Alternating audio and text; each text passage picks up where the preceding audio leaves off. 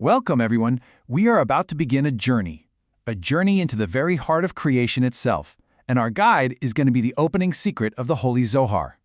You know, it's a secret that really starts and in a way ends with just a single powerful image, an image that holds the blueprint for all of reality, a rose.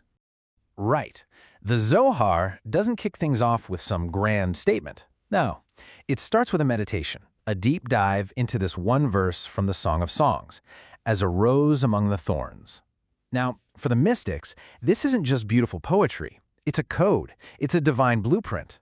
And the key that unlocks the whole thing is a deceptively simple question that spans the entire cosmos. Who, or maybe even what, is this rose? So, to find that answer, we're going to follow the Zohar's own path of discovery. We'll start with the rose among the thorns, and then we're going to look inside, at its inner makeup, this amazing balance of judgment and mercy. After that, we'll check out its protective layers, the 13 petals and the 5 gates, before we see it for what it is, a divine machine. And finally, we'll understand its ultimate purpose as the cup of blessing. Okay, so let's get right to it. Who is this rose, so beautiful yet completely surrounded by thorns? Well, the Zohar's answer is immediate, and honestly it's profound. The rose is Knesset Israel, the community of Israel. It represents the collective soul, this cosmic ingathering of all the scattered sparks of light. In the language of Kabbalah, this is the Shekhinah, the divine feminine presence that actually dwells right here, with us, in our world. Exactly. And if the rose is this sacred collective soul, then you have to ask, what are the thorns? Well, the thorns are everything else. They're all the harsh forces of this physical world, the spiritual friction, of a world that's still waiting for redemption. So right away, you've got this central tension. This is not some rose sitting pretty in a perfectly manicured garden. No, it's a symbol of sacred beauty that's in a state of exile, of a profound holiness that has to persist while being incredibly vulnerable. And then the Zohar zooms in, right into the very structure of the rose itself, where every single detail is a spiritual key. It talks about 2 colors, red, which it calls sumac, and white, or chivar. But here's the thing, these aren't just colors, they are the 2 primary opposing forces that literally build reality. This is divine code for the very engine of creation. That's right, the white represents pure, unbounded mercy, or chesed.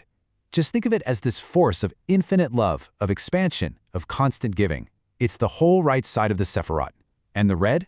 Well, that's its perfect opposite, strict judgment, or din. This is the force of limits, of structure, of discipline, the left side. So you have one force that just wants to expand forever, and another that wants to contain and define.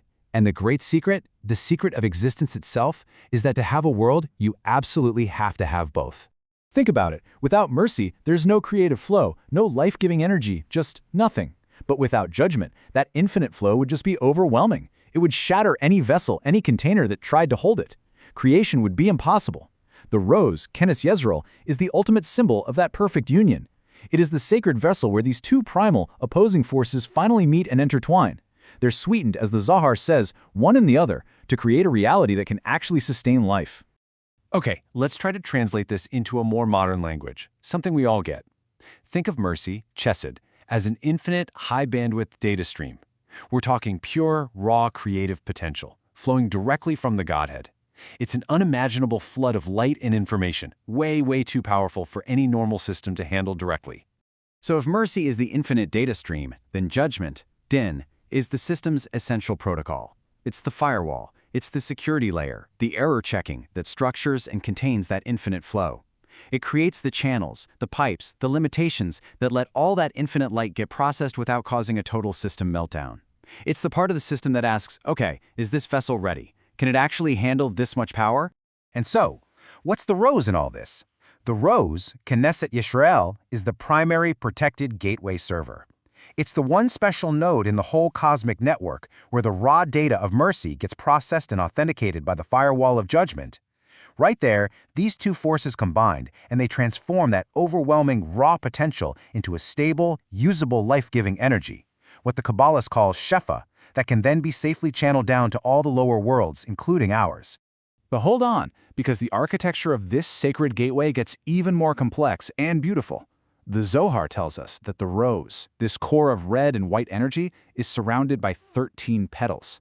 Now, this is not just a random number.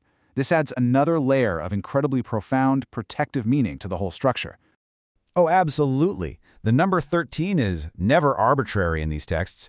For a mystic, it immediately points you to one of the most powerful moments in the entire Torah. God revealing to Moses the 13 attributes of divine mercy right after the whole disaster with the golden calf. And these are attributes like Racham v'Chanun, compassionate and gracious, Erek HaPaim, which means slow to anger, and Rav Chesed, abounding in steadfast love. The Kabbalists have this incredible image for these 13 attributes. They call them a kind of supernal dew, a spiritual moisture that comes down from the highest worlds specifically to sweeten all the harsh judgments down below. So these 13 petals around the core of the rose, they act like a shield, a buffer of pure compassion that just envelops and protects that central vessel. So let's go back to our tech analogy. If the rose is the main gateway server, what are the 13 petals? They are a multi-layered encryption and authentication protocol. They are a sacred buffer of pure compassion. It means that before any data, any interaction can even reach that core processor, it has to pass through these 13 layers of mercy. This makes sure that even when the system is processing strict judgment, the entire operation is bathed in this overriding context of compassion and love. Okay, so the Zohar then adds one final piece to this structure, and this comes from the teachings of the great Rabbi Shimon Bar Yochai. He says that supporting this whole thing from underneath are 5 strong protective leaves, Chamisha Alim Takifin. And this is where the text reveals just a stunning paradox. These 5 leaves, he says, they correspond to the 5 Gevurat, or the 5 severities. And that just has to make you stop and think, right? That's the central question here. How can the very essence of severity, Gevura, which is all about judgment, also be called the 5 gates of Yeshuat, or salvations? It feels like a total contradiction. How can the thing that restricts you also be the thing that saves you? And the resolution to this paradox is just, it's so elegant. Yes, these 5 leaves are absolutely manifestations of severity.